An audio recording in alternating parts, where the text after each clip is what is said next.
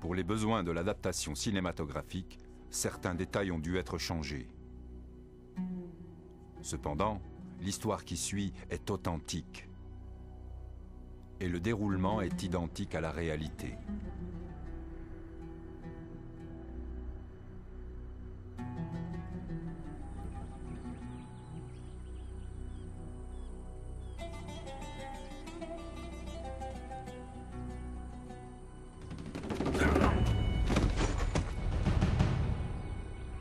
L'attaque par surprise est la clé de la victoire. Vous devez passer à l'action tellement vite que votre ennemi n'a pas le temps de réagir. Assurez-vous que vous tranchez bien d'une artère à l'autre. Soyez déterminé et énergique. Ne lui faites pas de cadeau. Nous vivions et nous étions entraînés dans le désert pour une seule raison. Retourner en Égypte et renverser le gouvernement. Nous étions prêts à faire face à toutes les difficultés. Pour l'amour d'Allah. Nous n'avions rien d'autre en tête que l'appel de l'islam.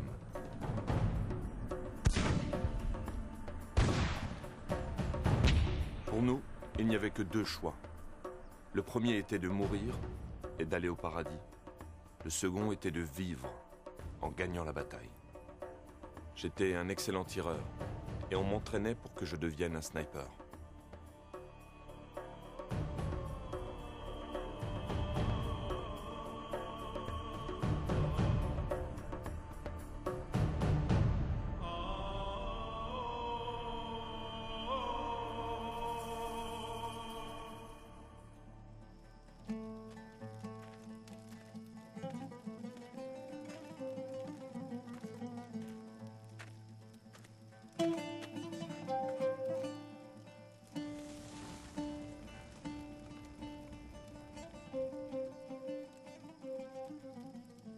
Et quiconque combatte dans le sentier d'Allah, tué ou vainqueur, nous lui donnerons bientôt une énorme récompense. Mustapha, ton frère est au paradis. Cette certitude doit te réconforter, mon frère. Et ne dites pas de ceux qui sont tués dans le sentier d'Allah qu'ils sont morts. Au contraire, ils sont vivants. Mais vous en êtes inconscients. Salam alaikum, Émir. Wa alaykum as-salam. Et qu'Allah vous protège. Comment va l'entraînement, mes frères? Tout va bien, Émir. Qu'Allah soit loué. Asseyez-vous. L'émir nous rendait visite régulièrement. Il venait voir où nous en étions avec l'entraînement. Un soir, il nous fit la lecture d'un article dans un journal du Caire. Il relatait l'arrestation d'un groupe de missionnaires qui étaient accusés d'avoir voulu convertir des musulmans dans un de leurs hôpitaux, en leur proposant des relations sexuelles et de l'argent. Des relations impures. À mort les infidèles!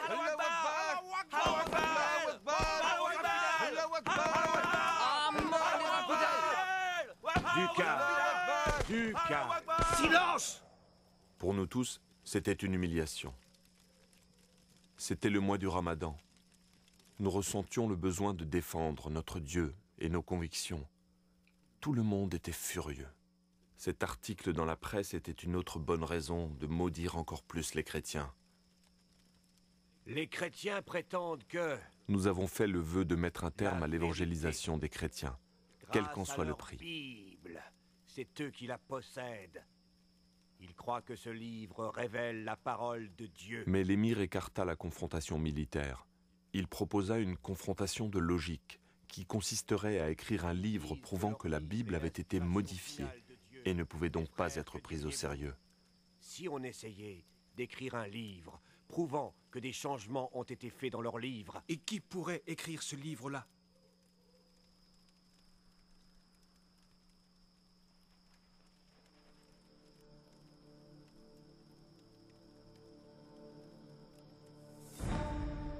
qu'est-ce qui te prend? C'est un simple livre qui te fait peur? Les chrétiens jettent des sorts et font même de la magie avec ce livre. Ma mère en a été témoin.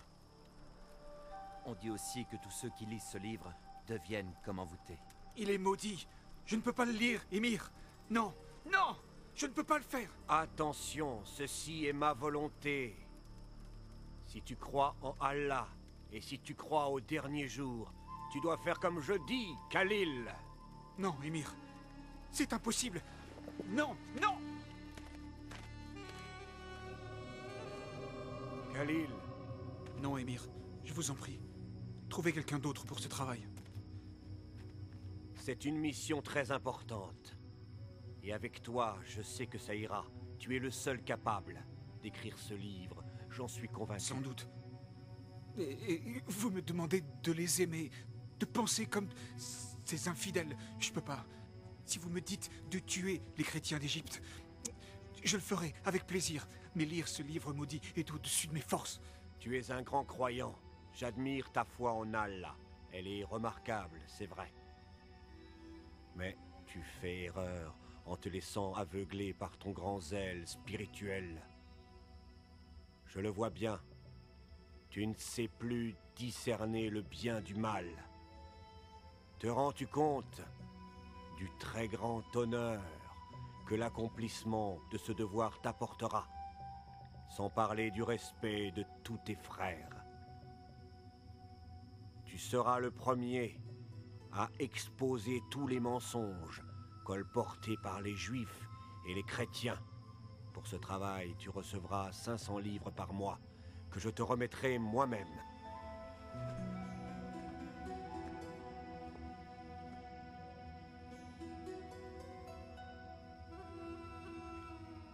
Nous avons abandonné l'entraînement dans le désert et je suis rentré chez moi.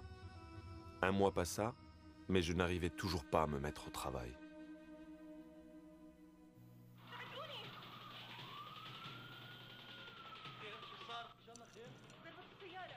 Dites-moi, qu'est-ce qui s'est passé dans la série? Cette pauvre femme, Oh, qu'est-ce figure-toi qu'elle que a? son fils vient d'avoir un accident et il est dans le coma. C'est horrible. Pose ça et regarde avec nous, maman. الحمد لله بس حبيت اقول لك اني اليوم صرت اتاخرت على الشيفت تاعي سمعت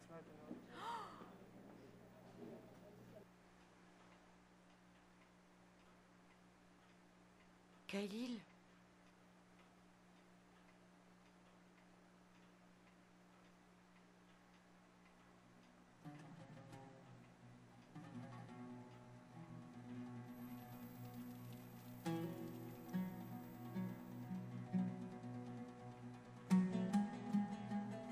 Je vous ai dit de ne pas regarder ces programmes mais hérétiques! c'est pas ce que tu crois. C'est ta sœur. Tu n'y touches pas. Hérétiques!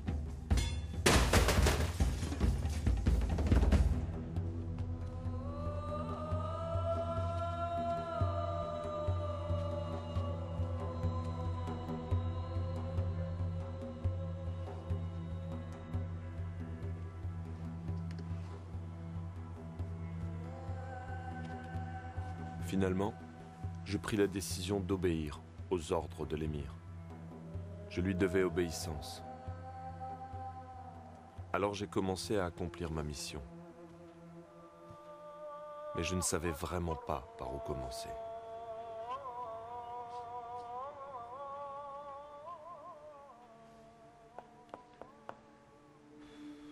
En lisant la Torah, j'ai trouvé des contradictions dans certains récits. Mais étant donné que dans le Coran nous avons aussi ce genre de contradictions, cela n'allait pas m'aider dans mon travail.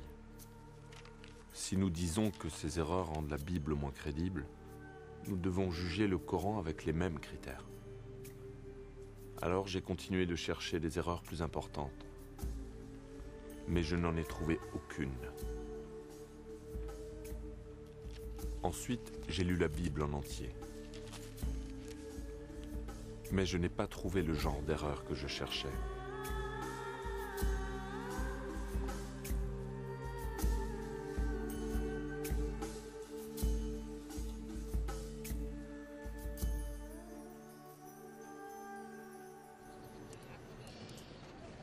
Il n'y a pas un seul verset dans le livre des chrétiens qui mentionne la venue du prophète Mohammed ou Ahmed.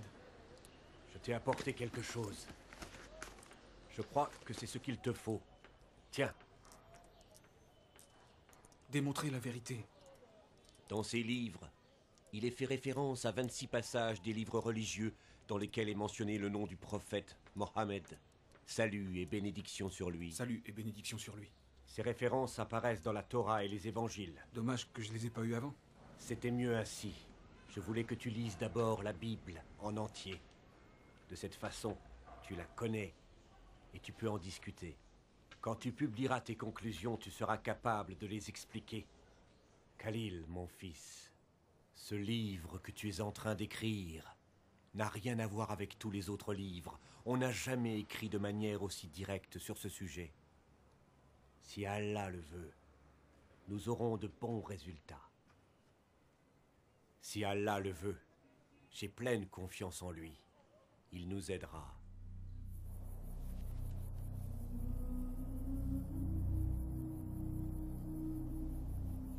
Je me mis au travail avec pour but d'examiner les 26 références inscrites dans les livres que je venais de recevoir.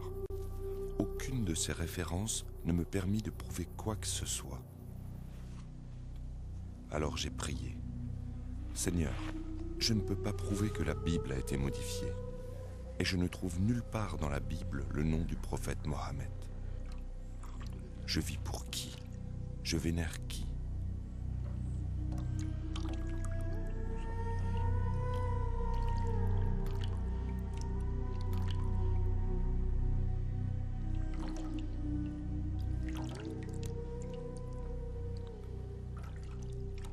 Et j'ai pensé, si la Bible est le vrai livre de Dieu, alors quel est l'avenir du Coran?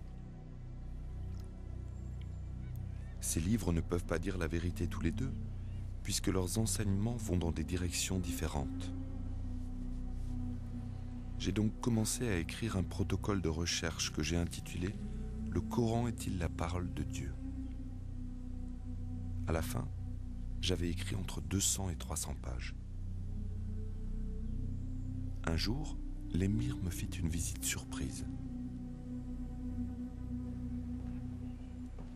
Je vous prie d'attendre Khalil ici. Il va être de retour dans un instant. Je vous remercie.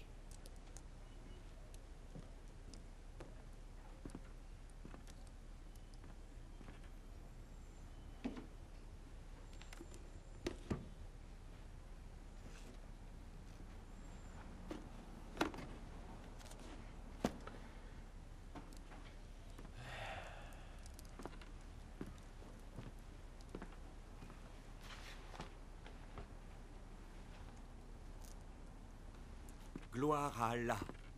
Il a enfin commencé l'écriture du livre.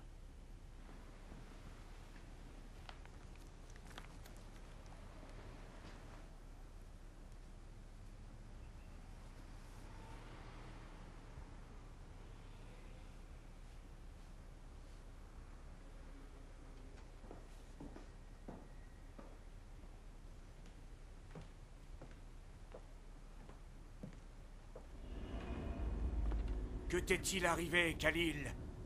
Qu'est-ce que tu écris? Tu vas pas me dire que le Coran n'est pas la parole de Dieu? Si tu ne me crois pas, lis-le toi-même, lis. Tu ne crois tout de même pas que mes conclusions me rendent heureux? Plusieurs fois, je t'ai dit de donner ce travail à un autre homme que moi. Chaque fois, tu m'as dit que Allah m'avait choisi. C'est toi le responsable.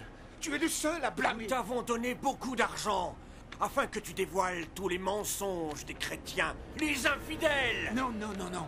Tu as dit que je devais trouver des preuves en lisant leurs livres. Et je n'ai lu que la vérité. Et ce n'est pas tout.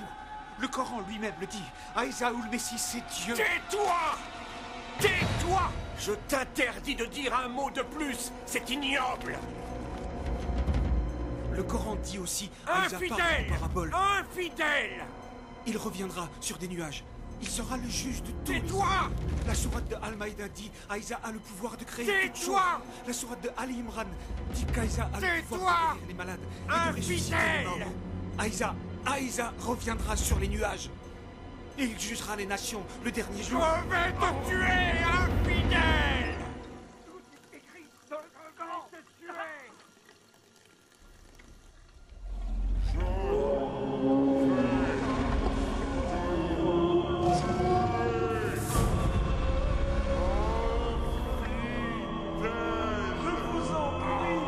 Arrêtez! Vous allez le tuer! tuer, infidèle, je vais te tuer. Écoute-moi, à partir d'aujourd'hui, on ne se connaît plus. Je préviendrai le groupe que tu as abandonné notre foi. Et si un jour tu veux montrer ces saletés, je te préviens, je te tuerai de mes propres mains. Infidèle! Khalil! Khalil!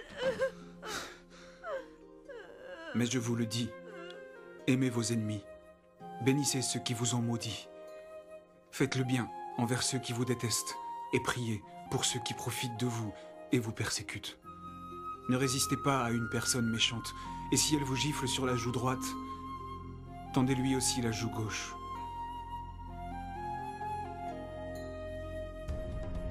Combattez les infidèles, car ils n'ont pas la foi. Combattez les polythéistes de la même manière qu'ils vous combattent. Combattez ceux qui ne croient pas en Allah. Combattez, combattez, combattez. Même s'ils sont des pères, des fils et des maris, tuez-les.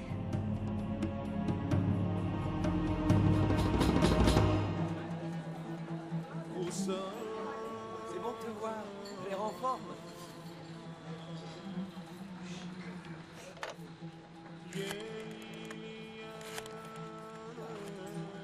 Joue une musique plus gaie. Allô, Timothée? C'est Khalil. Non, ça va. J'avais envie de parler avec toi. Bonjour. Un jour, j'ai téléphoné à un collègue de bureau qui était chrétien. Et celui-là, Ouais, ça va toujours. t'as pas envie d'essayer? Si tu veux. J'espérais qu'il pourrait me parler des évangiles, mais il prit Non, peur tu et n'y es pas. raccrocha. Je voudrais que tu m'en parles, c'est tout. Puis je découvris avec stupéfaction qu'on m'avait volé ma mallette, qui contenait ma carte d'identité et ma Bible. Vous avez vu ma mallette? Quelqu'un a vu une mallette? Une manette? Oui, vous l'avez pas vue? Je l'avais posée là. Non, j'ai rien vu, c'était si important. Oui, il y avait ma carte d'identité et ma Bible. Eh, revenez! Revenez! Vous me devez une communication! Faut payer!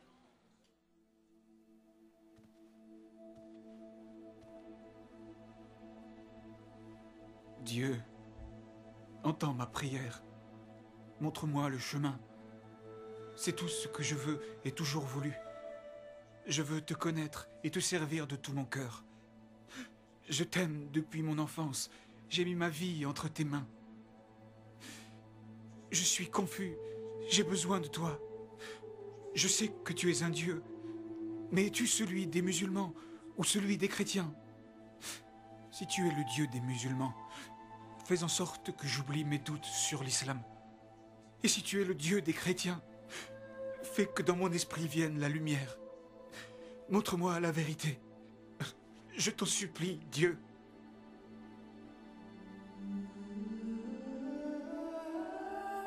Cette nuit-là, je dormis profondément, comme je n'avais jamais dormi de toute ma vie. Quand l'aube commença à pointer, je fis un rêve.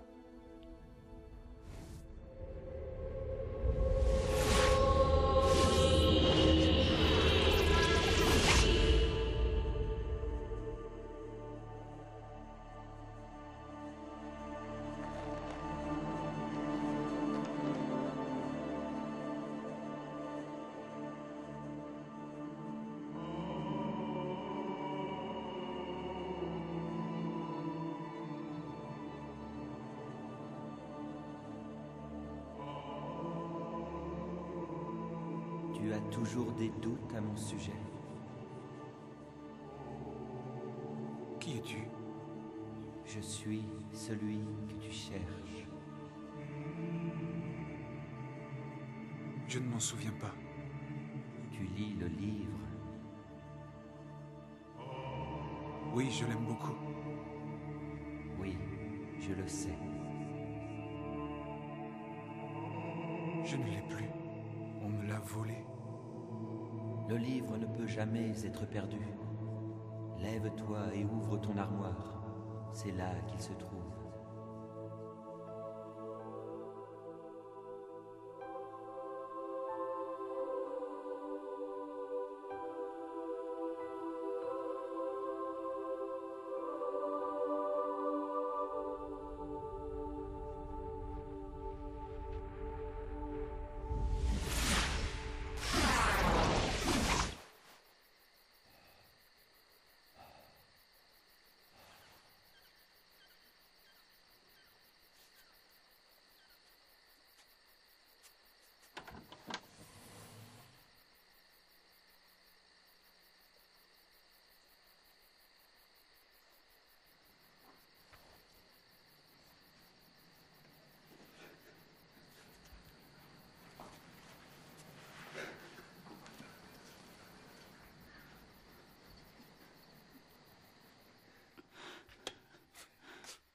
Khalil?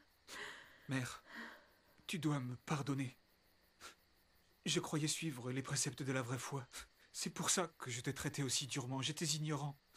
Pardon, je veux te baiser les pieds. Oh mon Dieu, qu'est-ce que tu as? Qu'est-ce qui t'arrive? Dieu m'a guidé vers la vérité. Maintenant, le Dieu que je connais n'est pas le Dieu qui me guidait avant. Mais enfin, il n'y a qu'un seul Dieu. Oui, mère, et il m'enseigne de t'aimer et de t'obéir. Quel est ce Dieu, Khalil? Il est le vrai Dieu, qui a été révélé en Christ, ou Aïsa, comme on dit dans le Coran. Pas si fort parce qu'ils croiront que t'es devenu cinglé. D'accord, je vais faire comme tu dis. Mais est-ce que tu me crois? Pourquoi je ne te croirais pas? Tu n'as jamais été aussi gentil. Ne t'inquiète pas, mon fils. Dieu n'abandonne jamais ceux qui ont foi en sa bonté. Je t'en prie, dis-moi que tu me pardonnes. Sois en paix. Mon cœur avait changé. Pardonne, mon fils. Il avait été transformé par l'amour.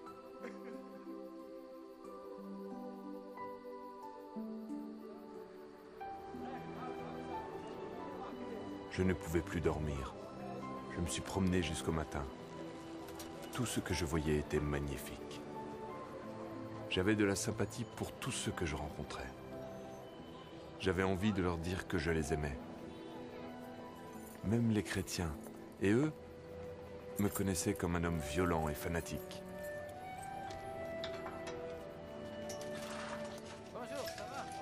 Bonjour, Georges. C'est moi, Khalil. On n'est pas encore ouvert. Ne crains rien, C'est c'est pas moi. encore Je suis ouvert. venu te parler. Je viens C'est pas implorer encore ton pardon. ouvert. Je t'en supplie. On pourrait pas en parler plus tard?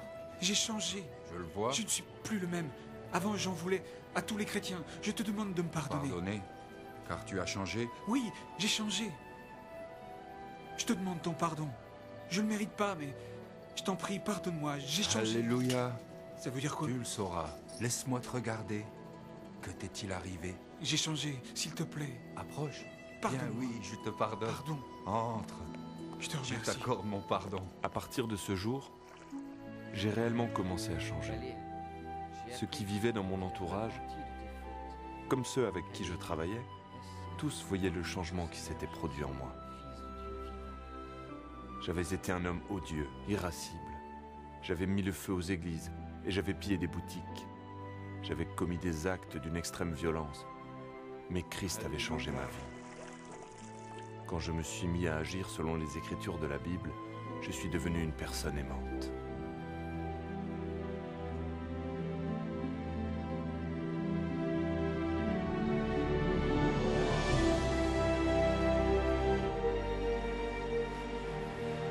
Je suis libre maintenant. Le Fils m'a donné ma liberté. La vie est en Christ et la mort est un gain. Dans le passé, la mort était un fantôme effrayant et laid. Mais aujourd'hui, la mort ne commande plus. Je suis maintenant en Christ et toute chose est nouvelle.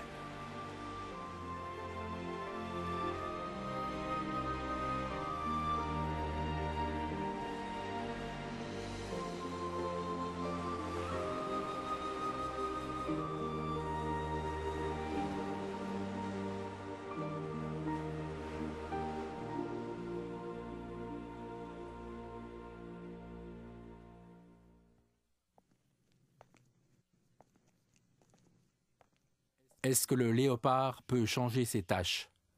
Le lion peut-il vivre en paix avec l'agneau? Un homme dévoré par la haine et la lutte farouche contre ses ennemis peut-il devenir un homme de paix? Dans le cas de Khalil, toutes ces questions ne lui ont jamais traversé l'esprit. Jusqu'à sa rencontre avec le prince de la paix, le Seigneur Jésus-Christ. C'est impossible d'un point de vue humain? C'est ce que vous vous dites? Oui, mais avec Dieu, toute chose est possible. Cela me rappelle un homme, appelé Saül. Comme Khalil, il était grossier, violent, mais très instruit. Il prit la décision de tuer les chrétiens de sa région. Il participa à l'assassinat de plusieurs d'entre eux jusqu'au moment où il comprit qu'il ne luttait pas contre les hommes, mais contre Dieu. Dieu mit littéralement Saül à genoux. C'est dans cette position, humble et prostrée, que cet homme fier a crié son désespoir. « Qui es-tu, Seigneur ?» Et le Seigneur a répondu « Je suis Jésus. Et quand tu te bats contre mon Église, tu te bats contre moi. » De nos jours, On se souvient de cet homme sous le nom de Paul, l'auteur de plus de la moitié du Nouveau Testament dans la Bible. Qu'est-ce qui changea Saül? Qu'est-ce qui changea Khalil? Pour les deux hommes, c'était le même pouvoir, le pouvoir de l'amour. C'est de ce pouvoir que je veux vous parler aujourd'hui, car il n'y en a pas de plus grand. Dieu est amour, c'est ce qu'enseigne la Bible. Dieu est tout-puissant. Il connaît toutes choses et en outre, il est présent partout. Mais en essence, Dieu est amour. Dieu ne veut pas que l'homme périsse, mais au contraire, il veut que tous les hommes se repentent et connaissent la vérité. Ce qu'il veut, c'est que nous vivions avec lui au ciel pour toujours. Tout ce qu'il demande, c'est que nous acceptions Jésus-Christ comme notre Sauveur. Nous voici arrivés au point important. Écoutez avec attention. Khalil a eu l'expérience particulière de voir Jésus dans un rêve. Vous croyez peut-être que vous devez aussi le voir en rêve pour être sauvé? Ce n'est pas le cas. Le salut est un cadeau de Dieu pour tout le monde. La seule demande venant de Dieu est que nous ayons la foi. Même la foi est un cadeau de Dieu. Que pourrions-nous attendre d'autre que de l'amour d'un Dieu d'amour?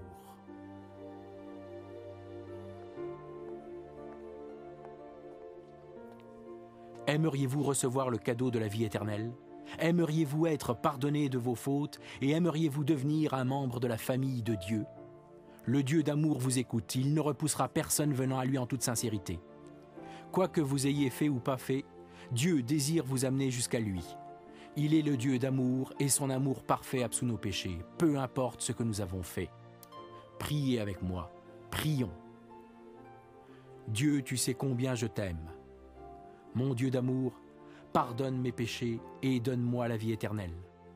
Compte-moi parmi ceux qui t'acceptent comme leur sauveur.